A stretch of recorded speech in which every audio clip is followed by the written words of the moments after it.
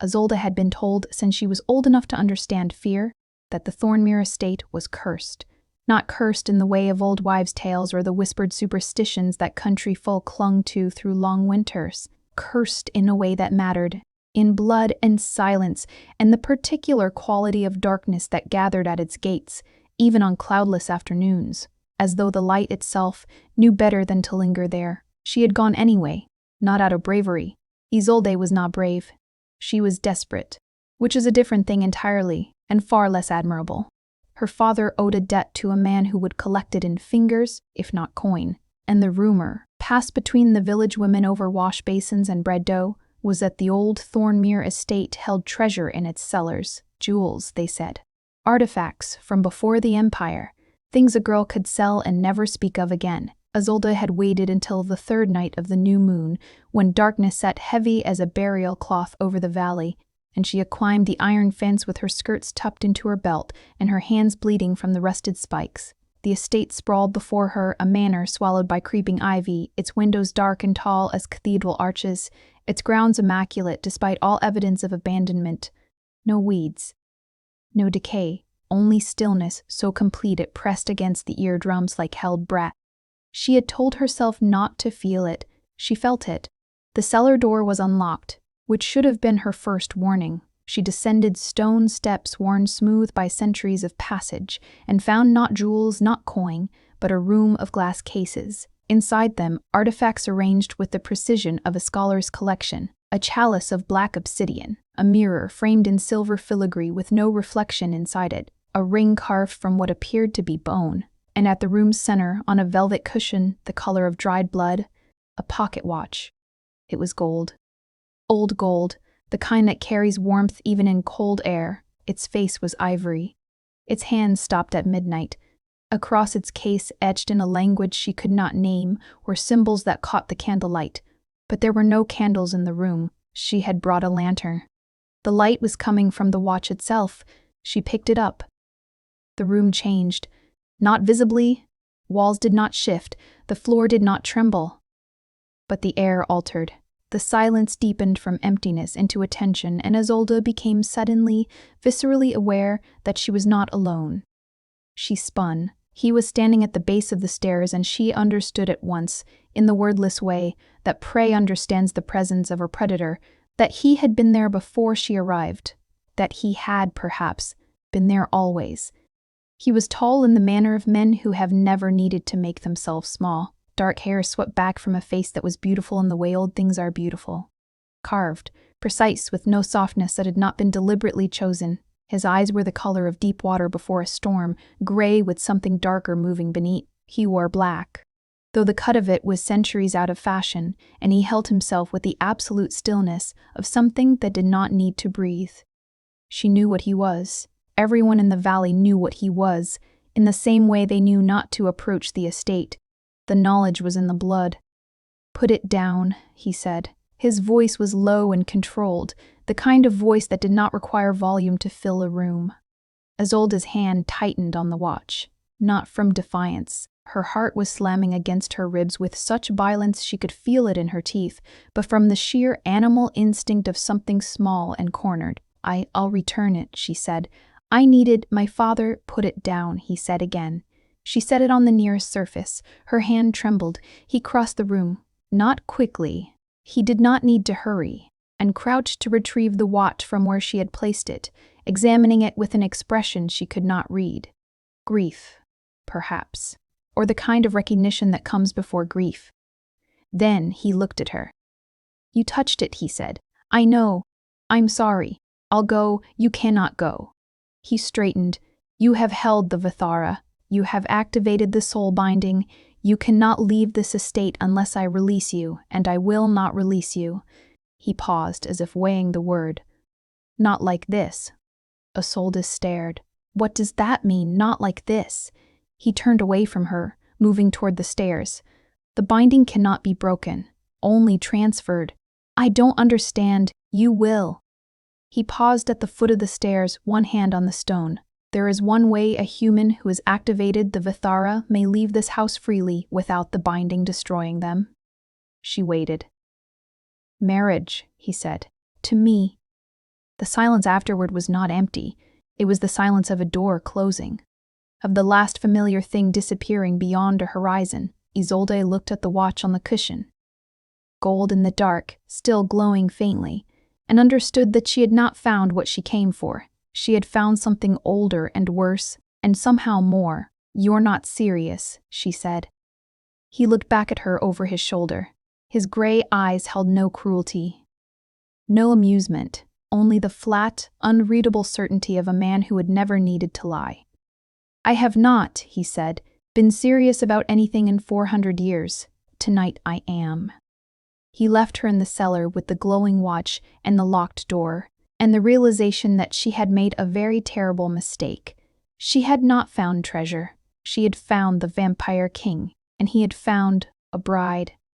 His name was Valerian Morn. Isolde learned it not from him, but from the estate itself, from the crest carved above every doorway, the initials pressed into every piece of silver, the books stacked in the library where she was brought on the first morning and told she might read freely, go anywhere within the house, and leave through none of the doors.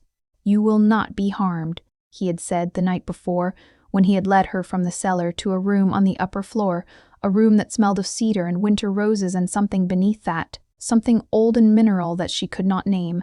The bed had clean linens. The hearth was already lit. "This is not a prison." She had looked at the window, at the grounds below, gray in the pre-dawn, and the iron fence far beyond them at the estate's edge. "It feels like one," she had said. "Most things do," he'd replied, "when you have not chosen them." And then he'd left, and she'd sat on the edge of the bed until her knees stopped shaking, and then she'd sat some more, in daylight. And there was daylight, gray and seeping through high windows. The manor revealed itself as neither ruin nor home, but something between. The rooms were clean, maintained by some means she could not identify, for she saw no servants. The furniture was old, genuinely old, the kind of old that museums coveted, and arranged with care, books everywhere, maps. On the third-floor study wall, a painting of a woman in medieval dress whose dark hair and pale face made Isolde look twice before she understood she was looking at a stranger. She spent the first day learning the house's bones. 3 floors, 2 wings, a conservatory that was inexplicably alive with green plants despite the winter outside. The cellars she did not revisit. She did not see him. She was not sure if this was a relief or an additional unease. She had expected, feared, that he would press her, demand something. Instead, there was only the house, and its absolute quiet and the distant sense of being observed by something that was not present. At dusk, when the gray light shifted to purple and the first stars appeared through the conservatory glass, she heard a step on the stair. He appeared in the doorway of the library, where she had been reading, or holding a book, which was not the same thing. He had changed from the black he had worn the night before to something no less dark but slightly softer, a coat of deep charcoal, no cravat, his dark hair loose at the collar. He looked at her book. "Voltaire," he said. "It was the first one I found in French," she said. "I read French better than English when I'm nervous." "You are always nervous here. Wouldn't you be?" He entered the room. Not toward her, but to the window, where he stood with his back half to her, looking out. She noticed again the quality of his stillness. Most people moved when they breathed, a constant unconscious shift. He did not. "The marriage," she said, because she had decided, during the day-long silence, that the only cure for dread was to face it directly. Must it be immediate?" "The binding weakens over time without resolution," he said. 3 weeks, perhaps 4. After that, separation becomes physically dangerous for you." "And for you?" He paused. "I am more difficult to damage." "But not immune?" He turned slightly. "No, not immune." Isolde closed the book. "Tell me what the watch is, what the Vithara is." He was quiet for a moment. Then he pulled the chair nearest the window and sat, which surprised her. She had not imagined him sitting, somehow, as if the posture was too human. But he sat with the same controlled economy that characterized everything about him, and he said, "It was made for my wife." The past tense landed in the room like a stone in still water. You were married before?" "Centuries ago." He looked at the watch in his breast pocket without removing it. "The Vithara was a binding gift. made to ensure that she and I could find each other across any distance. It was never meant to be touched by another. I believed it safe here. A pause. I was incorrect.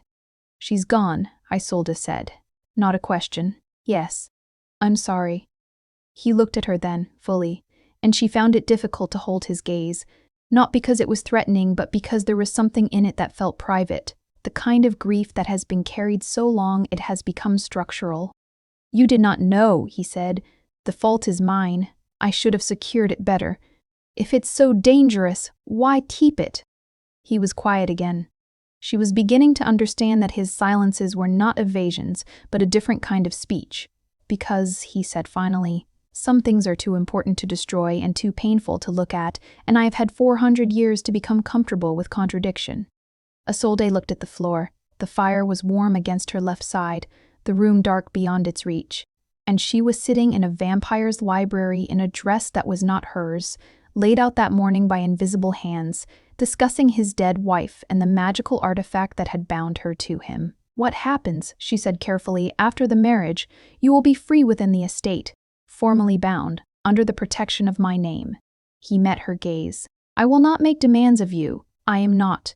I have no desire to imprison you further than the binding already has. And when the binding dissolves, if it can be dissolved, then you may go. She looked at him. He looked back, and his gray eyes were entirely unreadable, and she understood that she was looking at a man who had survived 400 years by being entirely unreadable, and she would not decode him in an evening. All right, she said. I'll marry you. He nodded, once, as if she'd agreed to something ordinary. As if he were grateful in a way he did not know how to show. 3 days, he said. I'll arrange what is needed. He stood and left, and she sat alone in the library while the fire crackled and the night pressed close against the windows, and somewhere in the house, she thought she heard something like a long-held breath finally released. The wedding was held at midnight, which she supposed was practical rather than theatrical. Isolde wore black. She had expected white, or ivory, or even gray. But the dress laid out for her on the morning of the 3rd day was black silk with silver embroidery at the collar and sleeves, modest and long and more beautiful than anything she had ever owned. She stood in front of the mirror in her borrowed room and did not recognize herself. The girl who had climbed the iron fence with bleeding hands seemed very far away. The ceremony took place in the estate's chapel, a room she had not yet found in her explorations, tucked behind the east wing's last door. It was small, lit entirely by candles, and smelled of beeswax and stone and something faintly sweet she could not identify. There were no guests. An officiant arrived, a man of indeterminate age who bowed to Valerian with the particular deference of someone who knew exactly what they were bowing to, and who looked at Isolde with an expression that might have been sympathy, or might have been curiosity. Valerian stood at the chapel's altar when she entered, and he turned to look at her. She had not prepared herself for what his expression would be. She had expected nothing. Blankness, perhaps, the controlled void he wore as a default. Instead, there was something else, a careful, deliberate attention that was not quite warmth, but was not its absence either. He looked at her as if she were a fact he was committing to memory. You don't have to be frightened, he said quietly as she reached him. I know, she said, which was not quite true. The vows were strange, not the words she knew from village marriages, nothing about love or fidelity or the produce of the union. The officiant spoke in the old language, the same script she had seen on the watch, and Valerian responded in kind, his voice low and measured. When it was her turn, the officiant read the words to her in her own tongue, and she repeated them back in the old one, phonetically, syllable by syllable, and felt the air change as she did, the same shift as in the cellar, the same deepening of attention. When Valerian took her hand to place the ring, simple, black iron set with a single dark stone, his fingers were cold. She had expected that. She had not expected them to be careful. Bound, the officiant said, and closed his book. After there was no celebration, Valerian thanked the officiant, who departed without speaking further, and then it was only the two of them in the candlelit chapel and the vast quiet of the estate surrounding them. Are you hungry? He said. The question was so mundane, so entirely human, that she almost laughed. Yes. Come then. He led her to a dining room she had not yet found. Of course she hadn't. She'd begun to suspect the house rearranged itself to suit him, where a meal had been set. Real food, bread, roasted vegetables, a soup that steamed. He sat across from her and watched her eat, with the focused patience of someone who had forgotten the experience but found it interesting to observe. "You don't eat," she said. "No. How do you? There are ways," he said. "You need not concern yourself with them." She ate. The soup was good, better than good. She was hungrier than she'd realized, and the mundane act of eating in the vast, dark dining room with the Vampire King watching her from across the table was surreal in a way that she decided to simply accept. "Tell me your name," he said. She looked up. "You don't know it." "I know it. I would like to hear you give it." "Isolde," she said. "Isolde Vass." He said it once, quietly, as if tasting the shape of it. "Isolde. You say it strangely. It is an old name. I have not heard it in a long time." He paused. "The version I knew was spelled differently." She put down her spoon. "Was it her name? Your wife?" Something moved across his face too quickly to name. "No," he said. "Someone else." The candles between them flickered, though there was no draught. "I will be honest with you," he said, after a moment. "I did not intend to marry again. When the binding activated, I considered other options." "You mean killing me?" "I mean other options," he said, unmoved. "But the binding is not a simple mechanism. It did not activate by accident. The Vathara reads intention, to a degree. It binds when there is potential." He said the word with a detached care, as if handling something that required delicacy. "I could not destroy what carries potential." Isolde sat with that for a moment. "You mean it thinks I'm… what? Compatible?" "I mean it has not been activated in 4 centuries, and it chose to activate now." He met her eyes. "Make of that what you will." She looked at her hands in her lap. The iron ring on her left hand. The dark stone caught the candle light. "Valerian," she said, and the name sat strangely on her tongue, too large, too old, like wearing something that fit but was not made for her. He looked at her with those gray eyes that held 400 years behind them. "What happens now?" she asked. He looked at the ring on her finger for a moment, and then away. "Now," he said, "you live here, and we begin." The word hung in the dining room like smoke, like the last note of something played in a minor key. Not a promise, not quite a threat, something between the two, a beginning. She had been inside Thornmere for 11 days before she cut herself. It was not dramatic. She was in the library. She was always in the library. She had given up pretending otherwise, attempting to read a manuscript that had no title on its cover, and the pages were old enough that the binding had split along the spine. When she tried to pry the last section loose, the dried leather split, and a shard of it, sharp as glass, opened a line across her left palm. She pressed her hand against her dress without thinking and went to find a cloth. She almost walked into him in the corridor. Valerian stopped. She stopped. And then she understood, in the specific, terrible way one understands something that cannot be undone, what the look on his face meant. It was not hunger precisely. It was more like recognition, the way a musician hears a note they have been waiting for. His gray eyes had gone very still and very dark, and he stood with that absolute stillness of his, and she watched him choose, deliberately, consciously, not to move. "You're bleeding," he said. "It's small," she said. Her voice was remarkably steady given the circumstances. "I know." A pause. "Are you frightened?" She considered the question honestly. "A little." "Good," he said. "Fear is sensible." He reached into his coat and produced a handkerchief, white linen, and held it out to her without moving closer. "Take this. Wrap it. Go to the blue room at the end of the east corridor. There is a medical cabinet." She took the handkerchief. Their fingers did not touch. She found the blue room. She wrapped her hand. She sat on the edge of the cabinet. It was an odd room, full of scientific instruments she could not name, astrolabes and lenses and things made of brass, and waited for her heart to slow, which it did eventually, in the way that hearts always do, stubbornly. She had not expected him to follow her. He appeared in the doorway and leaned against the frame, hands in his pockets, and looked at her wrapped hand. "Better?" he said. Yes. Thank you, she hesitated. Does it affect you badly? I manage, he said. That isn't what I asked. He was quiet for a moment.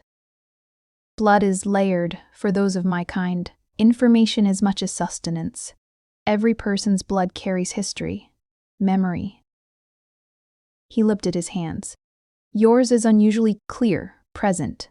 Most human blood carries the sediment of ordinary living. Yours feels... He stopped. Feels what? Closer to the surface, he said, as though you have been recently awake. She didn't know what that meant. She was not sure he did either. Or rather, she suspected he knew exactly what it meant and was choosing not to say. The binding, she said. Is that why? Perhaps. He moved into the room, to the window. Outside, snow had begun to fall, the first of the winter, soft and directionless in the windless night. Or perhaps it is simply who you are. She watched him watch the snow. There was something about him, in these unguarded moments, and she had begun to recognize them, the particular quality of stillness that was different from his controlled stillness, softer somehow, that made her feel she was glimpsing something not meant to be seen. What was she like? She said. She had not meant to ask. It came out anyway. He did not pretend not to know who she meant. Fierce, he said. She laughed too loudly and argued better than anyone I have ever met, living or dead. She was afraid of nothing, which was very inconvenient. A pause. She died in the summer. There was a fever. I'm sorry, Isolde said as she had before. It felt insufficient, as it had before. It was 400 years ago. That doesn't make it less. He looked at her. His expression was, she could not name it. It was not gratitude exactly, more like being seen unexpectedly by something you had not known was watching. No, he said, it doesn't. The snow fell outside. The astrolabes gleamed in the lamp's glow. Somewhere in the house, something settled. A beam, a stone, the kind of sound that old houses make as they breathe in the cold. Then it happened. It was nothing she could explain afterward. She closed her eyes for a moment against the lamp's brightness, and when she opened them, the room was not the blue room. It was somewhere else entirely, stone-walled, fire-lit, and she was watching a woman with dark braided hair and a fierce jaw hold out a pocket watch to a man who was unmistakably Valerian, younger somehow, though still himself, and the woman was laughing about something, and his face was entirely unguarded, open in a way Isolde had never seen. Joy without architecture. And then it was gone. She blinked. The blue room. The snow. Her wrapped hand. What was that? She said. Valerian had gone rigid. He was looking at her as though she had said something impossible. You saw something, he said. Not a question. A woman, a room. You, but different. She pressed her fingers against her temple. The watch. She was giving you the watch. The silence was different now. Denser. Blood memory, he said very quietly. You should not have been able to access that, not through such minor contact. He looked at her with something she was beginning to understand was the specific expression he wore when he encountered things he could not explain. The binding is deepening. She looked at the handkerchief on her hand. His handkerchief. Your blood was on it, she said. Yes. He met her eyes. And now, we share something more than vows, Isolde. She thought of the woman laughing, of his open face, of the watch still glowing somewhere in the cellar. The snow fell on. She began to sleep badly. Not from fear. She had adjusted, slowly, to the particular quality of Thornmere's darkness, the way the house kept its own silence. The nightmares, when they came, were not hers. She would wake with impressions she could not have invented. Candlelit rooms full of people in antique clothes, the smell of summer roads and dust, the sound of someone weeping in a language she did not speak. Not visions, precisely. Echoes. The blood memory was expanding. She knew this without needing Valerian to confirm it. She had begun to understand the Vithara's logic in the way one understands a system of weather, by observation rather than explanation. She told him at breakfast, his version of breakfast, which was sitting across from her with a book while she ate, which she had stopped finding strange, and he listened without interrupting, which was one of the things about him she had come to depend on. They are not coherent, she said. Fragments, impressions, nothing I can hold long enough to understand. What feeling do they leave, he asked. Grief, mostly, and sometimes something like joy, but very distant, like hearing music from another building. He turned a page of his book without looking at it. You are touching the edges of 4 centuries of memory, he said. It would be strange if they were anything but overwhelming. Is this what it's always like for you? Carrying all of that. He looked up. You adapt, he said. The mind creates structures, rooms for things you cannot look at often, halls for things you cannot look at often. Halls for things you can. A pause. I have a great many rooms, and she's in one of them. Yes. Which one? He held her gaze for a long moment. One I visit less than I used to, he said, and more often, lately. She did not know what to do with that. She looked at her bread. The binding is teaching you my history, he said. This is not something I planned. It may feel intrusive to me and to you. I want you to know that you may ask about what you see. I will answer honestly, everything, as much as I am able. She thought of the woman with the braided hair. What was her name? Morris. Did she know what you were? Yes, she was the one who made the Vithara. She was a blood crafter, an artisan of binding magic. The watch was her final work. He set the book face down. She made it to ensure that I could never lose her again. She had already died once and been brought back, in the early years of our marriage. She was afraid of the separation, and then she died anyway. The second time, there was no bringing back. He said it with the flatness of someone who has gone over a thing so many times it has worn smooth. I kept the watch because it was the last thing she made, and because some part of me. He stopped. Some part of you what? Believed, he said, that a thing made with that much intention does not simply stop mattering because the person is gone. He looked at the watch in his pocket. She could see its outline. I was incorrect, as it happens. It did not stop mattering, it gathered it. She thought of touching the watch in the cellar, the way it had felt warm, the way the light had come from inside it, and then I picked it up, she said, and then you picked it up.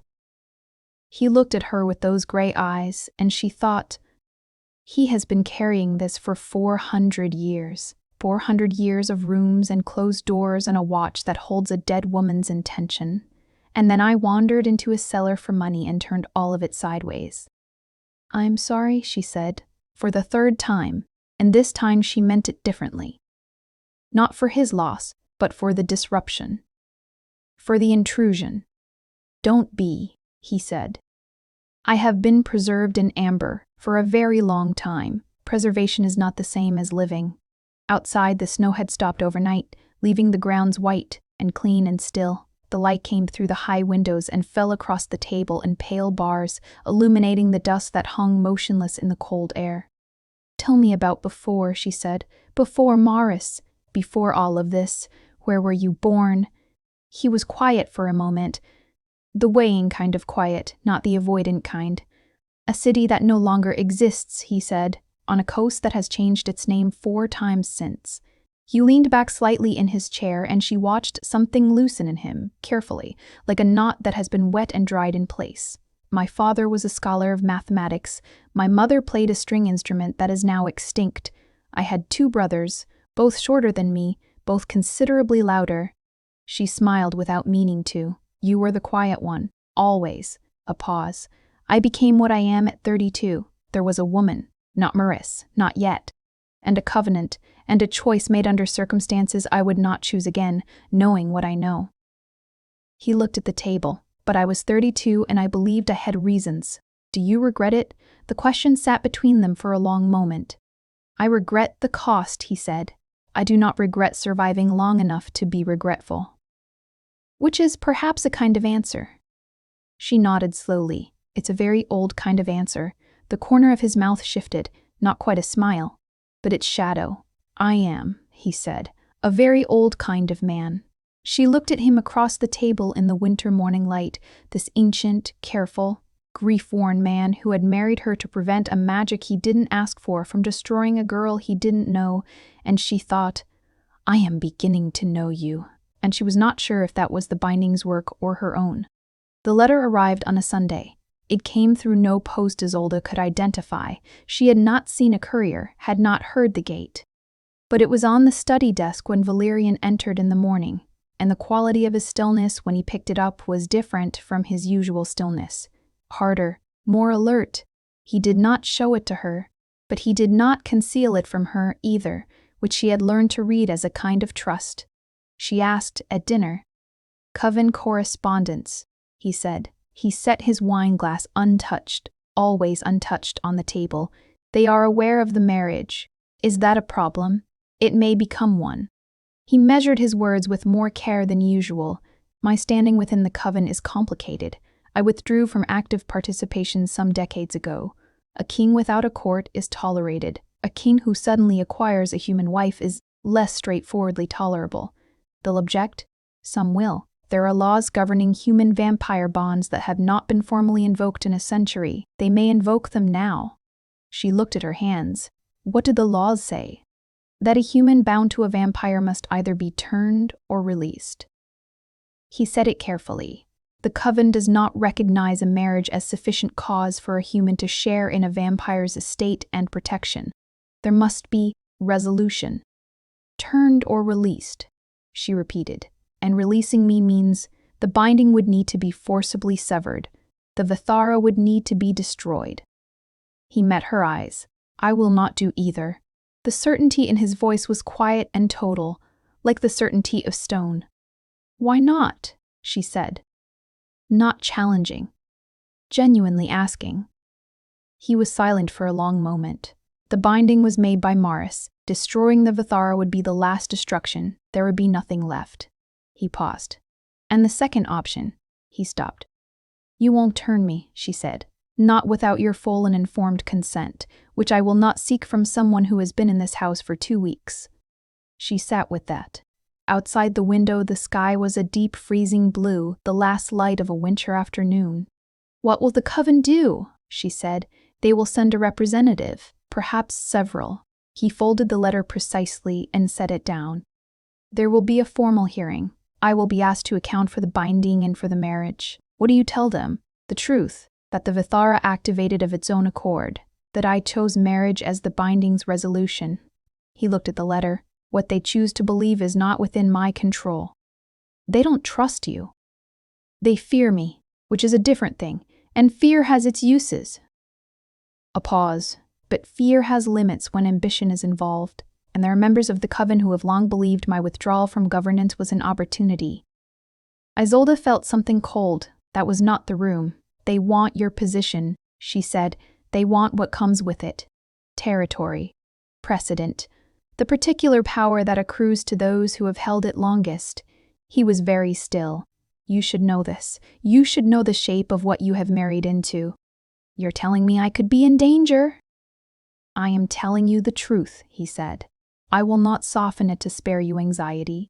She appreciated that. She had begun to appreciate it greatly, the hard, clean quality of his honesty, so different from the careful untruth that had surrounded her whole life in the village. The gentle deceptions people used to make things easier and smaller. "What should I do?" she said. "Nothing for now. Stay close to the estate. Do not go beyond the grounds." He looked at her. "And do not be alone with strangers." "I haven't left the estate." "I know." A pause. "That may change. If the Coven calls a formal hearing, you will be required to appear." She thought of the chapel, the old language she'd spoken phonetically, the iron ring on her hand. "Will you be with me?" she said. He looked at her across the table, and again she had the sense of something moving behind his gray eyes, something he was not quite letting reach the surface. "Yes," he said. One word, simple and entire. She nodded. She picked up her fork. The dinner was getting cold. "Valerian," she said. "Yes." "When I appeared in the cellar that night, before you saw me, how long had you known I was there?" A pause. "Since you climbed the fence." She looked up. "And you let me in?" "The gate is locked," he said. "You climbed the fence." Something in his expression shifted, not quite amusement, but adjacent. "I found it difficult to object to the method." She stared at him. "You watched me bleed through my hands on your fence, and you were amused." Intrigued, he corrected without heat. There is a difference. She shook her head slowly and returned to her dinner, and for the first time in 13 days in Thornmere, she felt something other than fear or sorrow or the particular vertigo of living in someone else's history. She felt faintly and against all wisdom, the smallest possible beginning of something she could not yet name. The Coven's representative arrived 10 days later, at dusk, with 3 others who stood behind him like shadows waiting to be cast. His name was Aldrich, and he was not as old as Valerian. Few were, but he wore his age differently, in the way some men wear authority, loudly and with calculation. He was fair-haired and coldly handsome, and he smiled at Isolde in the entry hall, with an expression she immediately distrusted. "The bride," he said. "How unexpected." "Aldrich," Valerian said from the stair, and the word carried enough weight to make the other man's smile compress slightly. They met in the formal salon, a room Isolde had not been in before, long and dark-paneled, with chairs set formally and candles along the mantel. She sat beside Valerian. He did not ask her to move closer or further. He simply chose the chair nearest hers, which she understood was its own kind of statement. Aldrich laid out the Coven's position with the smoothness of someone who had rehearsed it. The laws were clear. The marriage was irregular. The human could not remain in an unbounded state, and the Coven's judgment was necessary to ensure the stability of all agreements. "The binding is the Vithara," Valerian said, when Aldrich finished. A visible shift in the room. Aldrich's cool expression flickered. "The Vithara was destroyed when, clearly not," Valerian said. "My wife activated it 11 days before our marriage. The binding is documented. The resolution is documented. The Coven's laws on human-vampire binding do not supersede a Vithara resolution. You know this." "The Coven's position is that the marriage was expedient," Aldrich said, "not legitimate. The marriage was the only resolution the binding permitted without physical harm to the human. The Coven's position is noted and irrelevant." The silence was of the kind that precedes escalation. "Valerian." Aldrich's voice changed, still controlled, but with something harder beneath it. "You have been absent from governance for 30 years. The Coven's patience is not without limit. The Coven's patience is not my concern. My concern is my wife's safety. If the Coven wishes to convene a formal tribunal, I will attend. If it wishes to send representatives to my house with implied threats, I will not pretend to find the distinction subtle." Isolde sat very still. She had promised herself she would not speak unless spoken to directly, but she was watching Aldrich, and she was watching the men behind him, and she had grown up poor in a village where she had learned, early and out of necessity, to read rooms. One of the men behind Aldrich was watching her, not Valerian, watching her with the specific attention of someone who has already made a decision. She said carefully, "What is it that the Coven actually wants?" All eyes turned to her. Aldrich's expression recalibrated. Surprise. And then that smooth smile again. "Your well-being," he said. "That's a kind answer," she said. "What is the real answer?" A beat of silence. "I sold," Valerian said, not as a warning but as an acknowledgement. "The Vithara's activation," she said, still looking at Aldrich. "You said it was destroyed. If it wasn't, if it's here, then it's the most significant blood-binding artifact in existence, and whoever controls it controls more than just my marriage." She folded her hands in her lap. "You don't want the Coven's laws upheld, you want the watch." The silence that followed was different from any previous silence in the room. Aldrich looked at her. The warmth had left his expression entirely. "Clever girl," he said. "Don't," Valerian said, very quietly. The word had the quality of something pulled from a great depth. What happened next was fast, faster than Isolde could properly follow. Aldrich moved, and the man who had been watching her moved, and Valerian was between her and both of them in a way that she could not track visually, only felt as displacement of air in the sudden cold. There was a brief, violent stillness. Then Aldrich straightened his coat. "This isn't finished," he said. "No," Valerian agreed, "but tonight it is." They left. The salon door closed behind them, and the candles along the mantel guttered in the draft of their departure, and Isolde sat in the suddenly quiet room and pressed her hands together to stop them shaking. Valerian turned. He looked at her hands, then at her face. "Are you injured?" "No." A breath. "What would have happened if you hadn't—" Nothing good. She looked at the closed door. They want the watch to use it. To bind someone to them. Yes, he was watching her with that particular attention again. How did you know?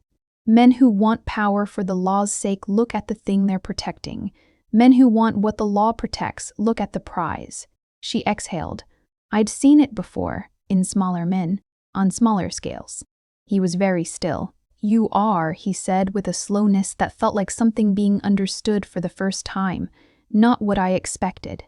She looked up at him, and for the first time in 17 days in Thornmere, she felt something close to anger. Or not anger, exactly, but its cousin, the feeling of being seen by someone who had believed, until that moment, that there was less of her to see. I know, she said, neither were you. He held her gaze. The candles recovered from the draft and steadied, and the light fell warm across the space between them, and he said nothing, which was, she had learned, how he spoke, when words were insufficient. She stood. Her legs were steadier than she expected. We should expect them again, she said. Yes. What do we do? He looked at her for a long moment, and then at the door, and then back. We prepare, he said, together. The word was simple. It contained something she was not sure she was ready to hold. She nodded and walked past him toward the hall, and did not let herself look back to see if he watched her go. He did. In the days after Aldrich's visit, the house changed, not physically. Thornmere remained as it always was, grand and cold and quietly attending to itself, but Valerian began to appear in the same rooms as her more often, not seeking her out exactly, but arranging himself nearby. She would be reading in the library, and he would settle at the desk with his correspondence. She would be in a conservatory, and he would come to check something. She could not always tell what, and remain. She did not object. She had begun carefully and without acknowledgement to depend on his presence. They had taken to walking the estate's interior gallery in the evenings. A long corridor on the second floor lined with paintings she had been slowly cataloguing in her head, asking him about each one. He knew all of them. Every face, every occasion. 400 years of portrait memory. On the 18th evening since her arrival, they stood before a painting she had not asked about yet. It was not a formal portrait. Smaller than the others, hung slightly crooked, a domestic scene of a woman reading by a window. It was Morris. Isolde knew before he said anything. She recognized the fierce jaw, the braided hair, from the blood memory vision. She did not say anything.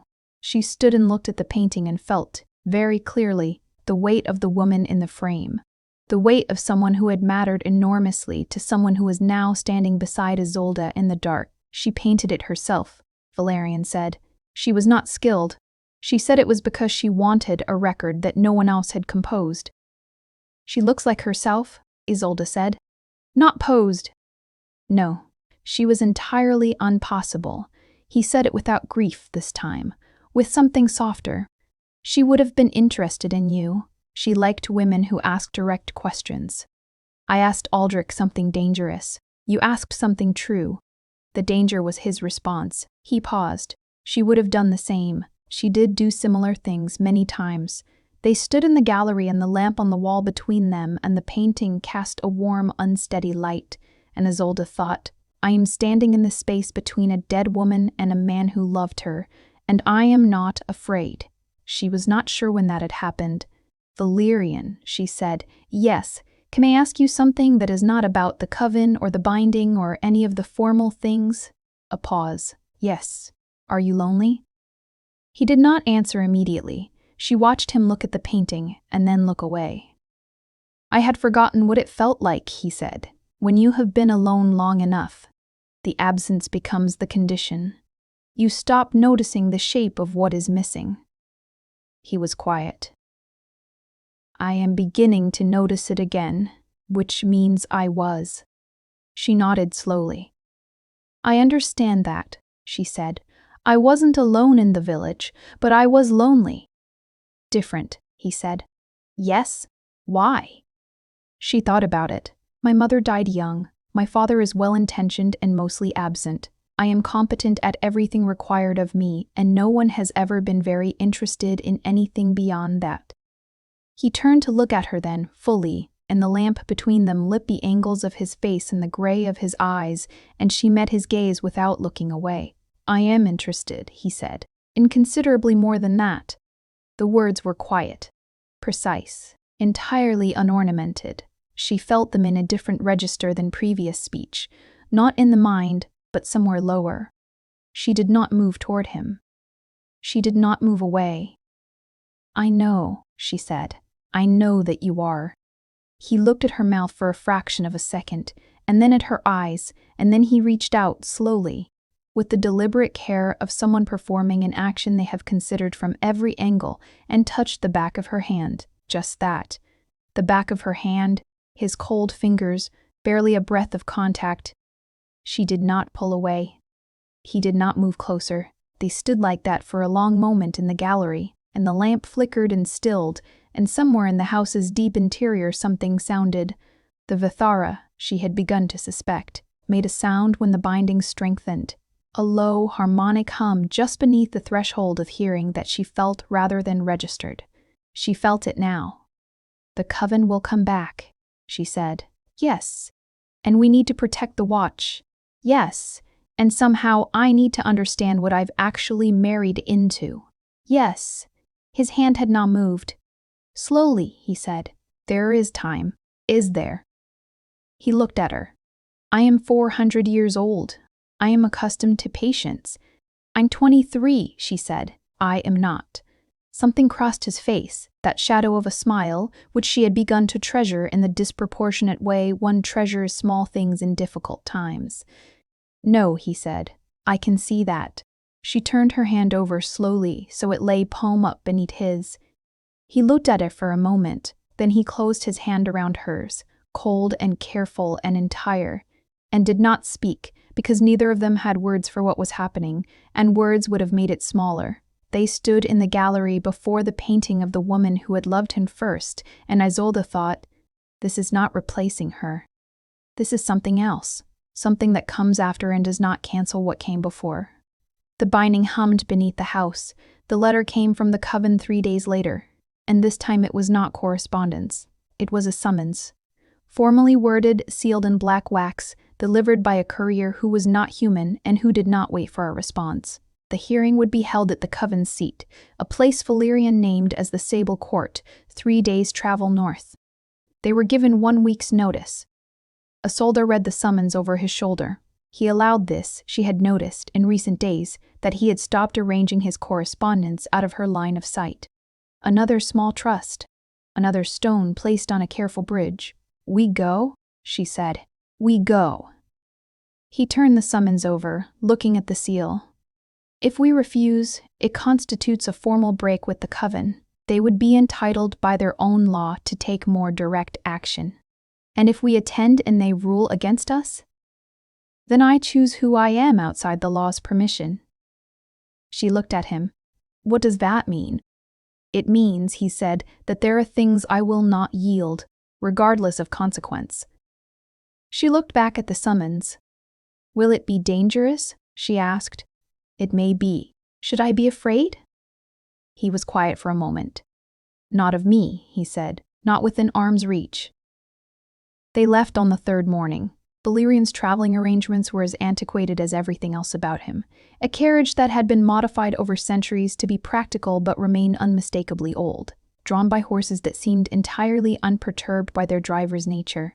Inside the carriage in the muffled dark with the sound of hooves on frozen road and the winter landscape sliding past the curtained windows, they sat across from each other. Close, closer than they had been in the house. I want to understand something before we arrive, Isolde said. Yes. If the Coven rules that I must be turned or released, I will refuse. Valyrian. She held his gaze. That is your community, your law. I'm not asking you to. I have been law-bound for 4 centuries, he said, and law has given me certain things and taken others, and I have accepted this because law is a form of meaning when other meanings are scarce.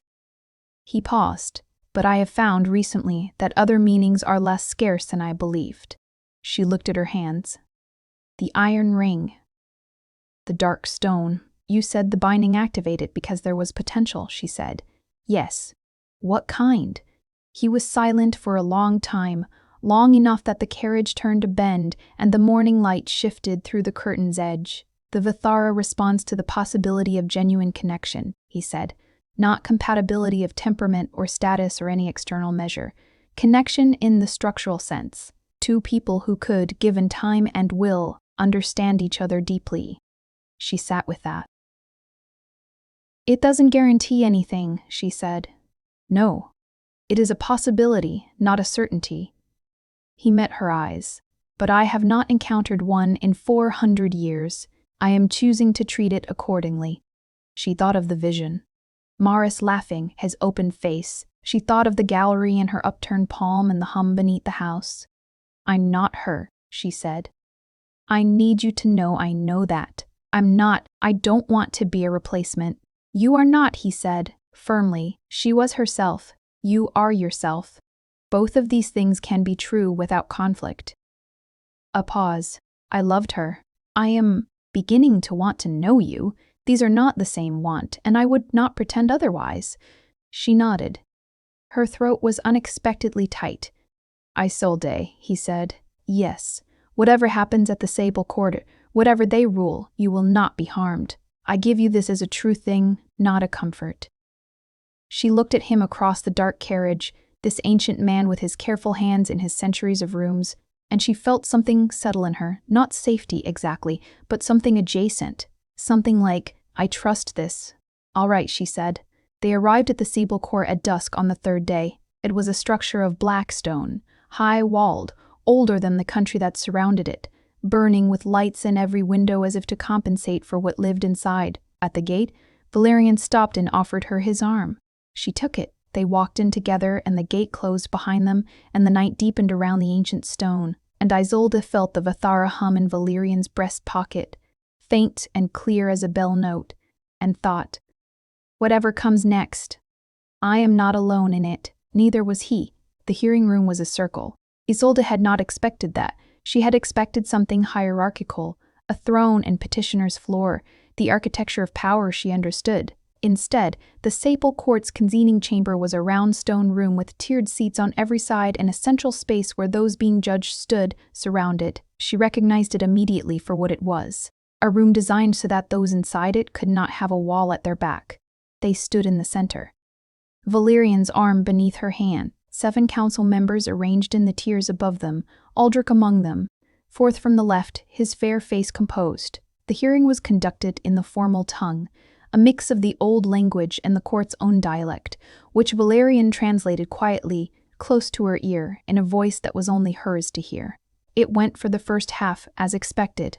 The Vithara's activation, the marriage, the legal basis for the Coven's oversight. Valerian answered each point with the measured precision of someone who had prepared for exactly this and felt nothing more strenuous than mild attention. Then one of the council members, a woman, old in the absolute sense, with eyes that held no warmth, asked something that changed the temperature of the room. Valerian stilled. What did she say? Isolde murmured. She asked, he said very carefully, whether the human has undergone the blood test, to confirm the binding's legitimacy. What is the blood test? A pause.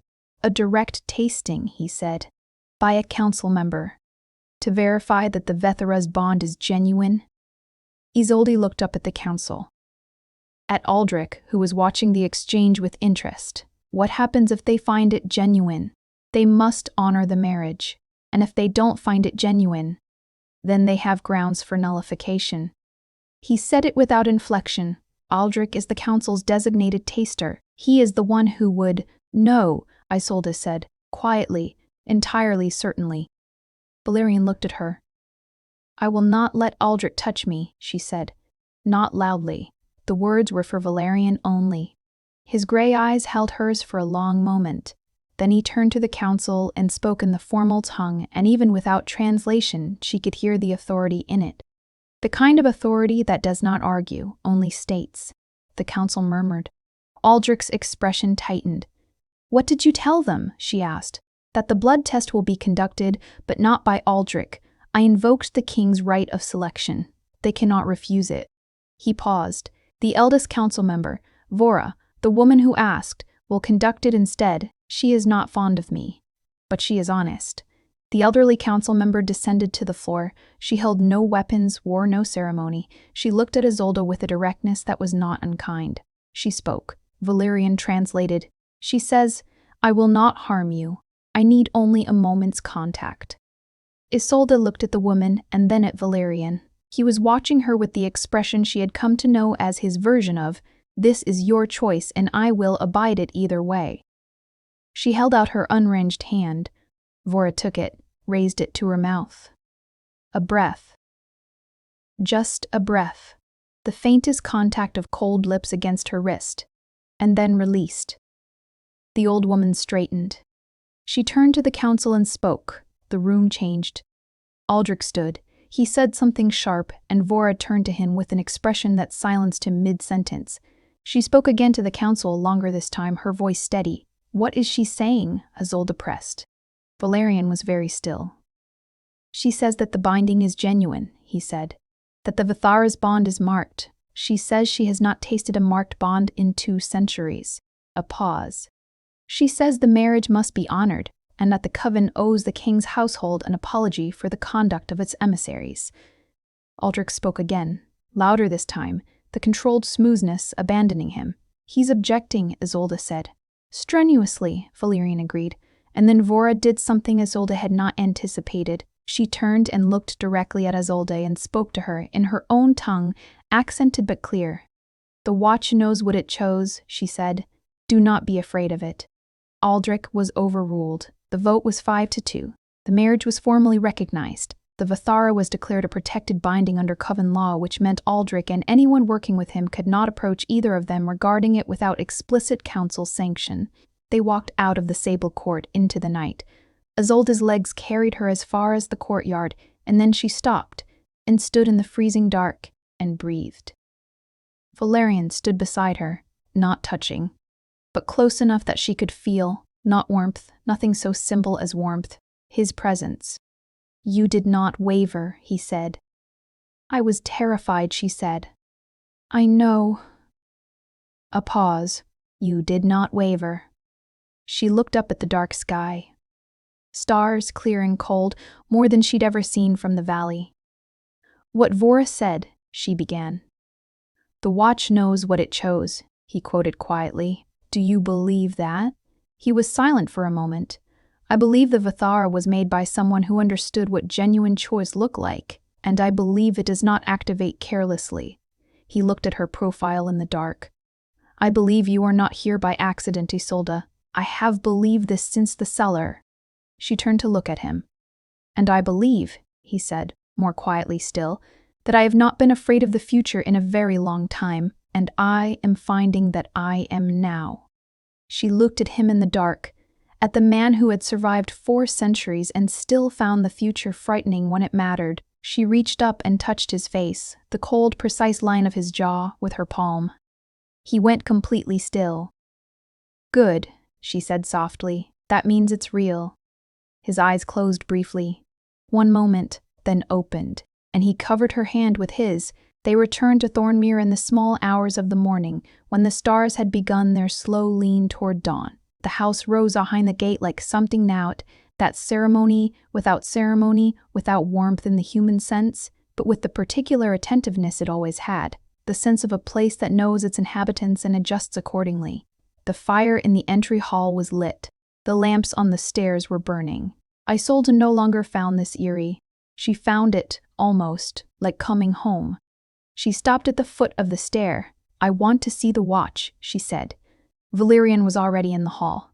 He turned. "Now?" "Yes." He led her to the cellar. She had not been back since the first night that now felt very distant.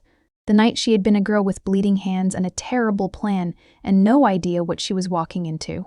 The stone steps. The room of glass cases. The cases exactly as they had been. At the center on the velvet cushion, the Vithara. It was still glowing. Warm gold in the dark. Valerian lifted it carefully and held it between them, and she looked at the ivory face and the stopped hands and the old script that she had spent the last weeks beginning to learn in pieces from the books in the library. She could read 3 of the symbols now. "This one," she said, touching the air above one character without touching the watch itself. This one means permanence, enduring. Yes, and this one means, she traced another, binding. But the older form, not constraint. The other meaning, chosen, he said. The old meaning is chosen. She looked at the third symbol, the one she'd worked out only the previous morning with a manuscript and a dictionary that was 3 centuries old. And this one, she said. I think it means beginning. Not the beginning of a fixed thing, the beginning that remains always beginning. He looked at the watch for a long moment. She made it in the last year of her life, he said. She said that a bond worth keeping would not be static. It would be always in the process of becoming.